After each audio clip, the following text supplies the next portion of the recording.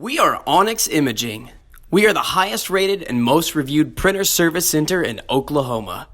Hey there YouTubers, it's your girl Brett over here at Onyx. Today I'm going to show you the common causes of a paper jam, and I'm working with a Lexmark B2338. So, some pretty simple tricks just to make sure that you don't get jams. You have these little guides, adjustment guides right here, and you can change this for the size of paper that you're using. Make sure it's in the correct slot for the size of paper that you are using. Same thing for the sides. If you're using envelopes or anything like that, you want to make sure it's in the correct place. You don't want it too tight or too loose, otherwise the printer will not be able to pick up the paper. Another good technique is, instead of just adding paper into your tray, if you do that, you can see like the paper's not always aligned.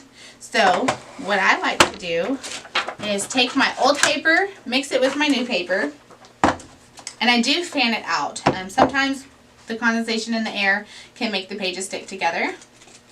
So I fan it out, align it, that way it's all in the same spot, and stick it back in the tray.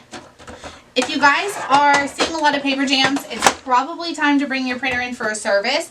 If you're in need of any supplies or quotes, give your girl Brett a call and have a great day. We are Onyx Imaging.